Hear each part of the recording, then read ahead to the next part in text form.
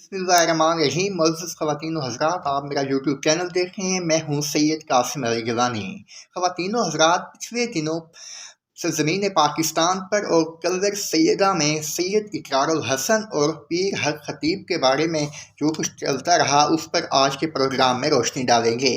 ख़वातीन व हज़रात, हज़रत आदम अलैहिस्सलाम से लेकर नबी आखिरत व दोज़मा हज़रत मोहम्मद मुस्तफ़ा सल्लल्लाहु अलैहि वसल्लम तक और आज तक अल्लाह बहुत से नेक और बाकिरदार लोग इस दुनिया में तशरीफ़ लाए, जिन्होंने अल्लाह और उसके रसूल के रास्ते पर चलते हुए लोगों की रहनुमाई फरमाई, और ये सब कुछ फ़ी सबीलिल्लाह यानी बग़ैर किसी लालच के सर अंजाम दिया। इनमें अल्लाह के सच्चे अंबिया कराम के अलावा बहुत से ऐसे औलिया कराम भी थे, जिन्होंने अल्लाह के कलाम के ज़रिए बहुत से लोगों को शिफा याब किया। मुअज़्ज़ज़ ख़वातीन व हज़रात, यहाँ ये बात काबिल ज़िक्र है कि इसमें कोई शक नहीं कि अल्लाह ताला ने कुरान पाक में शिफा रखी है, मगर अफसोस की बात यह है कि हक खतीब और इस जैसे कई दूसरे लोगों ने इसको रोज़ी का अड्डा बनाया, जिसके ज़रिए ये लोग गरीब मुफलिस लाचार लोगों का माशी एहतसाब के साथ साथ जन्सी इस्तेसाल भी करते रहे। बहुत सी ख़वातीन की इस्मत दरी होती रही ऐसे अड्डों पर, और बिनते हवा हवस का निशाना बनती रही। मुअज़्ज़ज़ ख़वातीन व हज़रात, ये लोग अपने करतब के ज़रिए जो कुछ करके दिखाते रहे, वहाँ पर साइंस एंड टेक्नोलॉजी भी नहीं पहुँच सकती, इसलिए मफ़हूम और अनपढ़ लोग ज़्यादातर इसका शिकार होते रहे हैं। ख़वातीन व हज़रात, कलर सैयदा में हक खतीब के अड्डे पर भी ये सब कुछ होता रहा।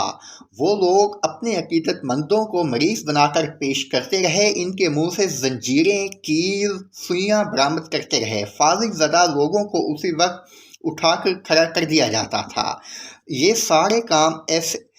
देखकर ज़ी-शऊर इंसान मानने को तैयार ही नहीं, और इस सब के पीछे सिर्फ और सिर्फ एक ही बात थी कि किसी तरह गरीब लोगों को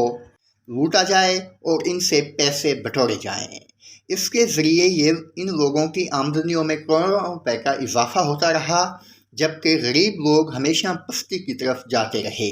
ये लोग माशी तौर पर इतने मजबूत हो गए कि इंतज़ामिया भी इनसे डरने लगी, और यही वजह है कि जब भी कोई दबाव इन पर आता तो इनके चेहरे, इनके अकीदतमंद हक खतीब की कोई वीडियो या तस्वीर वायरल कर दी जाती, जिसमें ये साबिक DGISI या साबिक वज़ीर आज़म से मुलाकात करते हुए दिखाए जाते। मुअज़्ज़ज़ ख़वातीन व हज़रात, या मैं बार बार इस बात की तस्दीक करना चाहता हूँ, और अल्लाह ताला ने कुरान पाक में शिफा रखी है, और उसके नेक बंदे बग़ैर किसी लालच और इन चीज़ों के मादी चीज़ों के अल्लाह के लोगों का इलाज करते रहे। यही वजह है कि चंद माह कबल ARY के एक एंकर सैयद इकरारुल हसन ने इस चीज़ को बेनकाब करने के लिए जब कैमरे के ज़रिए ऑपरेशन शुरू किया, तो उसमें बहुत सी चीज़ें ऐसी सामने आई जिसमें वाज़े तौर पर देखा जा रहा है कि वहाँ पर पेश किए जाने वाले लोग मरीज़ ही नहीं, इनके अकीदतमंद थे हक खतीब साहब के। मुअज़्ज़ज़ ख़वातीन व हज़रात, वहाँ पर आने वाले मरीज़ों को 12 दम किए जाते,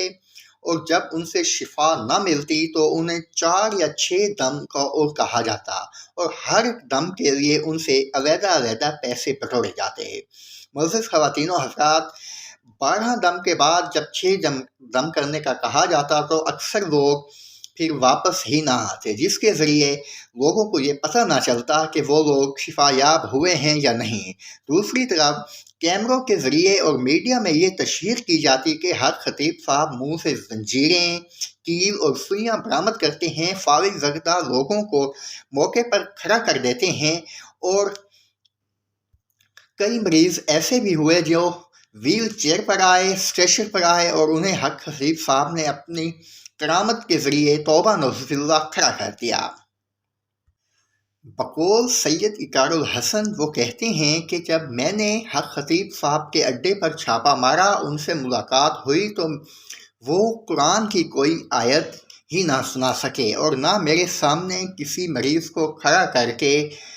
उसके मुंह से कील या सुइयां बरामद की, ना ही किसी को अपने दम से शिफा याब फरमाया। उसके बाद सैयद इकरारुल हसन ने اپنے پروگرام میں اور کئی جگہوں پر مختلف لوگوں کے منہ سے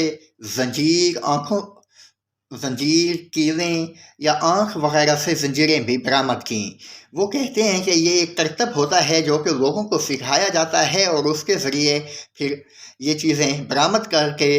سادہ لوگوں کو بیوقوف بنایا جا رہا ہے۔ اقرار الحسن صاحب یہاں تک بھی کہتے ہیں کہ حق خطیب صاحب کو نماز تک ہی نہیں آتی، اور حق خطیب صاحب کا یہ ماننا ہے کہ میں کئی سال سے نہیں سویا۔ وہ کہتے ہیں کہ اگر حق خطیب صاحب اپنا بلڈ ٹیسٹ کرائیں تو اس میں ڈرگز اور انجیکشنز، ایسے انجیکشنز کے سیمپلز ملیں گے جس میں یہ بات واضح ہو جائے گی کہ کوئی بھی ذی شعور انسان اتنے عرصے تک جاگ نہیں سکتا، اسے 8 یا 9 دن کا جو عالمی ریکارڈ ہے اس کے بعد سونا پڑتا ہے۔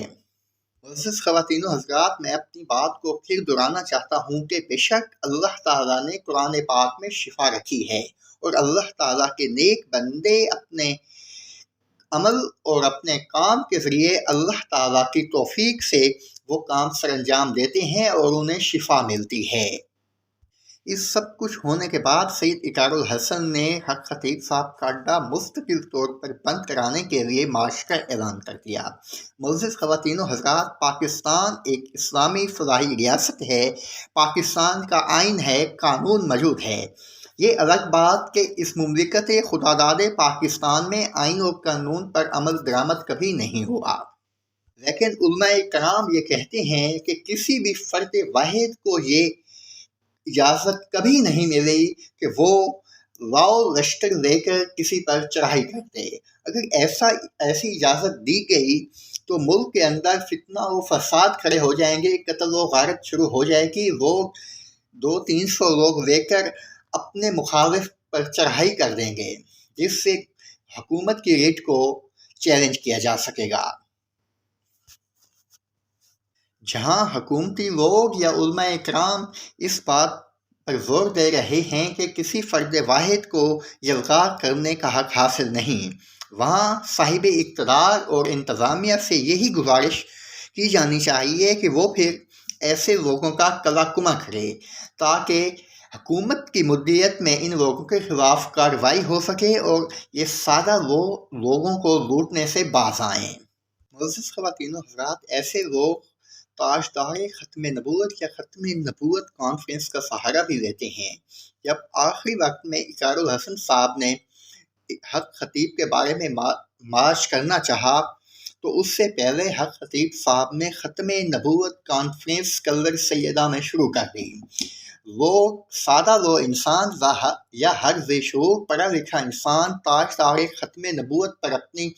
جان بھی قربان کرنے کے لیے تیار ہے، اور ہمارا ایمان ہے کہ حضرت محمد مصطفیٰ صلی اللہ علیہ وآلہ وسلم کے بعد کوئی نبی نہیں آئے گا۔ آپ صلی اللہ علیہ وآلہ وسلم اللہ تعالیٰ کے آخری نبی ہیں۔ معزز خواتین و حضرات، اب یہ آپ پر سوال ہے کہ آپ نے ایسے لوگوں سے دور کیسے رہنا ہے، اور انتظامیہ پر بھی سوال اٹھتا ہے کہ انتظامیہ بھی ان لوگوں کے خلاف کیا ایکشن لیتی ہے۔ انشاءاللہ کل پھر نئی ویڈیو کے ساتھ حاضر ہوں گے، تب تک اجازت دیجیے۔ نئی اپڈیٹس کے لیے چینل کو سبسکرائب کریں تاکہ آنے والی ویڈیوز آپ کو مل سکیں اور آپ نئی انفارمیشن سے لطف اندوز ہو سکیں۔ تب تک دیجیے اجازت، اللہ حافظ۔